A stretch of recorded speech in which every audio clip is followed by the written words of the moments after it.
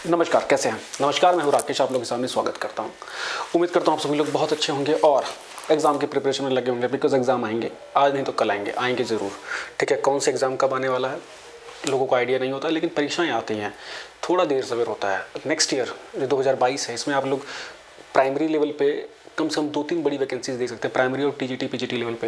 एक तो UP PRT, एक आपका केवीएस और एक डीएसएसबी में। तो अगर हम डीएसएसबी के ऊपर थोड़ा अगर किनारे रखें, बिकॉज डीएसएसबी में बहुत रेयर चांस है पीआरटी के लिए आने के लिए, वो आएगी तो एमसीडी में आएंगी। इसके अलावा जो यूपी पीआरटी है उसके ऊपर सर्टन है, जिसके ऊपर हम लोग काम भी कर रहे हैं, यूपी पीआरटी और केवीएस पीआरटी, है ना। इसके एक बहुत इंपॉर्टेंट टॉपिक के ऊपर हम बात करने जा रहे हैं, उसको किस प्रकार से प्रिपेयर कर लेना, क्या पढ़ के क्या नहीं पढ़ना है, वो बहुत ध्यान में रखने वाली बात है।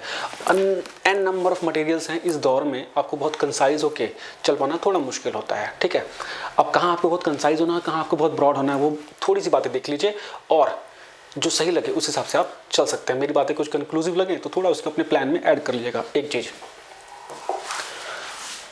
प्लान तो ज़रूरी है, बिकॉज समय आपके पास नहीं है, आपको लग रहा होगा लेकिन समय आपके पास नहीं है।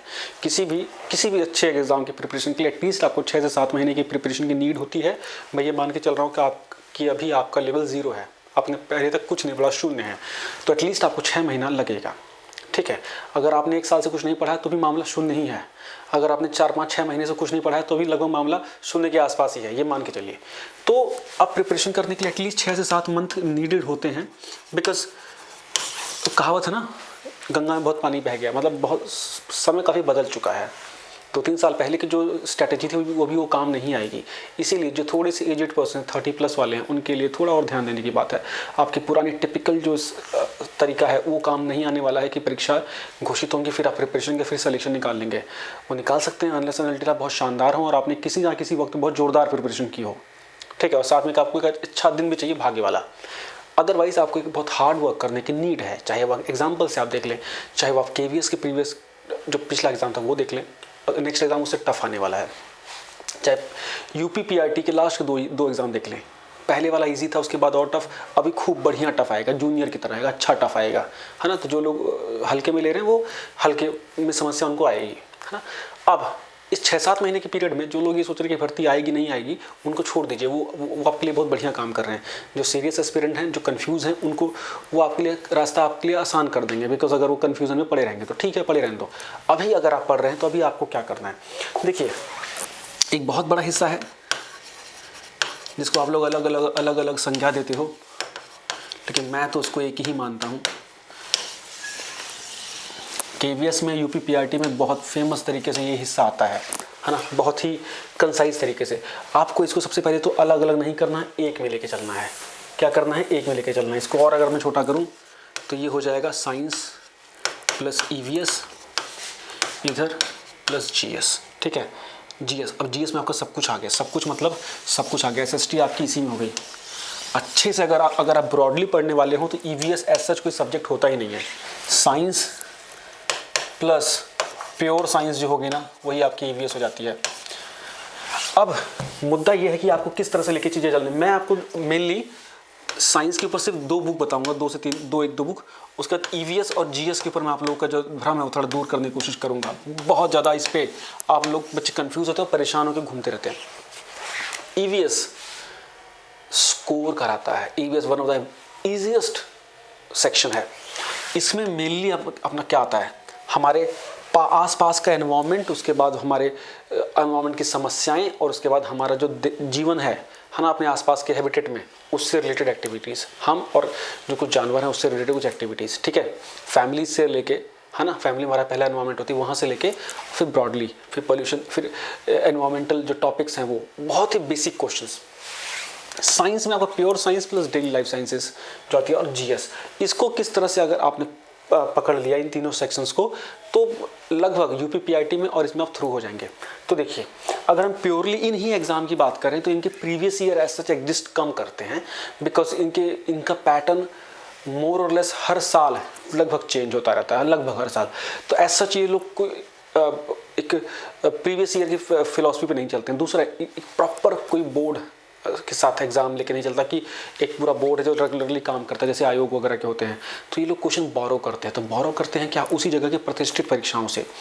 अब जैसे कि अगर हम यूपी पीआरटी की बात करें तो ये क्वेश्चन बोरो करेंगे यूपी हायर से, ये क्वेश्चन बोरो करेंगे यूपी पीसीएस से जो उनके टीचिंग एग्जाम में ये क्वेश्चन, और कोई तो यूपी ट्रिपल एस थोड़े बहुत बोरो करें लेकिन नहीं करेंगे, वो लचर है। तो आपको सबसे पहले क्या प्रीवियस ईयर के नाम पे आपको प्राइमरी का तो कराते हैं, तो यूपी टीजीटी पीजीटी में जो थोड़े थोड़े जीएस आते हैं वहाँ से आपको प्रीवियस ईयर पकड़ना पड़ेगा। इसके लिए बेस्ट ऑप्शन है यूपी पीआरटी के लिए बोल रहा हूँ, केवीएस ही बताऊंगा। उसके लिए बेस्ट ऑप्शन है आयोग के जो प्रीवियस ईयर है सिर्फ 2017 के बाद के वो कर लीजिए, GS portion, environment portion, science portion previous year के नाम पे आपके वही हैं। घटिया पब्लिकेशन बिल्कुल मत लीजिएगा, ऐसी पब्लिकेशन जिसमें कि एरर्स हो, प्रॉब्लम्स हो, बिल्कुल मत लीजिए। मैं ऐसे लेकिन नाम लेके नहीं बोलूँगा भाई बेकार है, क्यों बोलूँ मैं, हाँ, लेकिन आपको खुद से अपने बुद्धि का अंदाजा लगाना होगा। मल्टीपल एक ही किताब एक ही टॉपिक की मल्टीपल बुक्स नहीं लेनी है। प्रीवियस ईयर के लिए हम लोग डिपेंड कर सकते हैं घटनाचक्र जैसी पुस्तक पे, बाइलिंगुअल वेब तो हो गई। इसके अलावा और भी कुछ अच्छी पुस्तकें हों तो आप मार्केट में दे सकते हैं, बस ये कि एरर फ्री हों, है ना। बहुत सारे अननोन पब्लिकेशंस भी हैं जो कि अच्छा मटेरियल दे देते हैं। एक बुक अगर आपने ले ली तो मेरे हिसाब से काम हो जाएगा। इसके बाद आपको देखिए जो टीचिंग के एग्जाम होते हैं वो पीसीएस या अन्य परीक्षाओं से थोड़ा डिफरेंट क्यों होता है, उसमें ईवीएस क्यों होती है, उसमें ईवीएस के लिए थोड़ा सा नीड हो जाती है एनसीईआरटी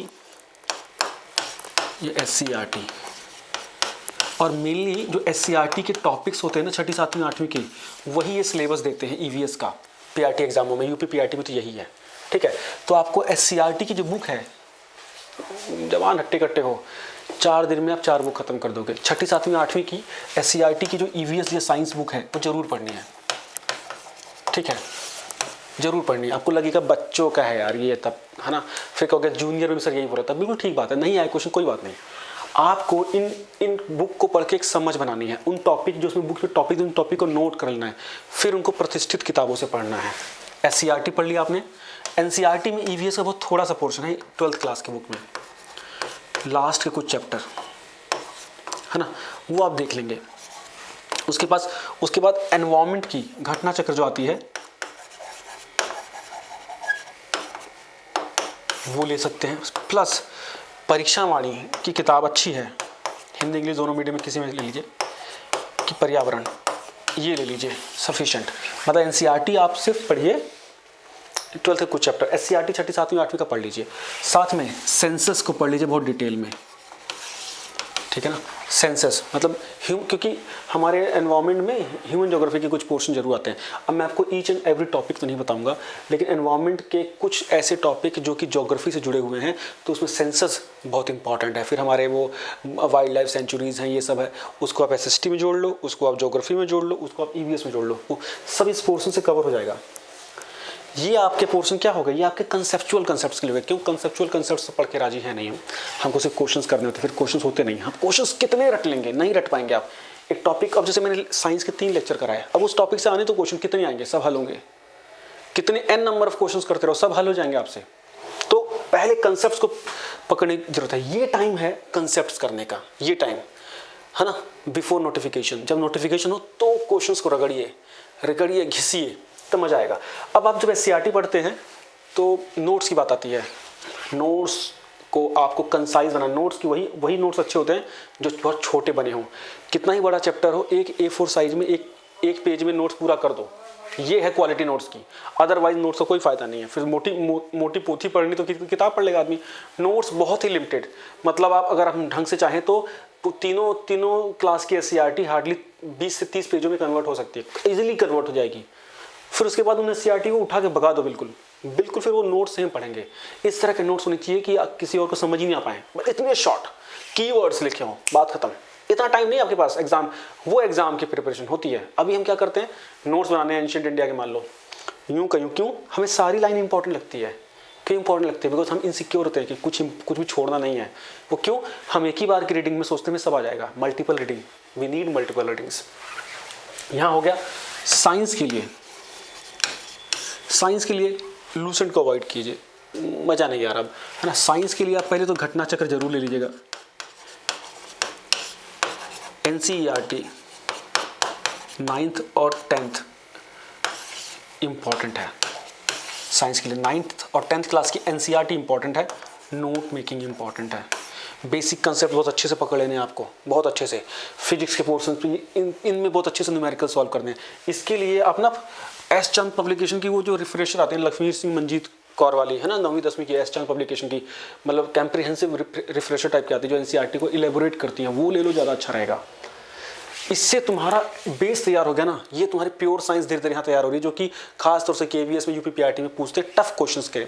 बाकी आ गई आपकी जनरल साइंस, वो पूरी हो जाएगी घटना चक्र से, ये सब चीज़ें कवर हो गई। उसके बाद क्वेश्चंस करो, जहाँ से समझे वहाँ से करो। जीएस के लिए मैंने खूब बता दिया है, जीएस के लिए एक बार ईमानदारी से इंडिविजुअल बुक्स ले लीजिए। हिस्ट्री के लिए अलग बुक ले, हिस्ट्री के लिए मैं एक बार फिर बता दूं, मॉडर्न इंडिया के लिए पहले घटना चक्र आपको हिस्ट्री की लेनी है, इसके अलावा बोल रहा हूँ। मॉडर्न इंडिया के लिए राजीव वहीर स्पेक्ट्रम पब्लिकेशन, एंशिएंट इंडिया के लिए राम शरण शर्मा, मेडिवल इंडिया के लिए सतीश चंद्र सॉरी, ठीक है। वो नहीं मिले तो एसके पांडे ले लो, सफिशिएंट बस। अब ज्योग्राफी के लिए 11th-12th की बस एनसीईआरटी, सिर्फ 11th-12th की एनसीईआरटी किसी परीक्षा के लिए दो, है ना, पीईटी से लेके चाहे यूपीपीसीएस दो, है ना। इसके बाद महेश भरनवाल की बुक भी बहुत अच्छी है, चाहो तो ले सकते हो। परीक्षावाणी की बुक भी बहुत अच्छी है, चाहो तो ले सकते हो, है ना। इसके ऊपर की बुक मेरे ख्याल से आपको नीड नहीं है अगर आप पीसीएस नहीं दे रहे हो तो। ये हो गया। इसके बाद आपकी पॉलिटी की बुक आती है, एक बुक ले लीजिए परीक्षावाणी की, एम लक्ष्मीकांत की आपको नीड नहीं है, घटना चक्र मान के चल रहा हूँ कि ली होगी आपने। इसके बाद करंट अफेयर, मेरी गारंटी ये जो जितने ये टॉपिक हैं, जितना मैं सब्जेक्ट बता रहा हूँ आपको, जितनी चीज़ बता रहा हूँ, ये इसी तरीके से हम पढ़ाएंगे और इसी तरीके से हम पढ़ते भी हैं, सीधी बात है ना, इसी तरीके से। और लाखों क्वेश्चंस हैं, फिर क्वेश्चंस को अटेम्प्ट कीजिए। और एक चीज़ देखिए, प्रीवियस ईयर के नाम पे 1995 और 2004 के क्वेश्चन करने का कोई अर्थ नहीं है। प्रीवियस ईयर के नाम पे 2005 के क्वेश्चन कीजिए, 2015 के बाद के क्वेश्चन कीजिए एटलीस्ट, है ना।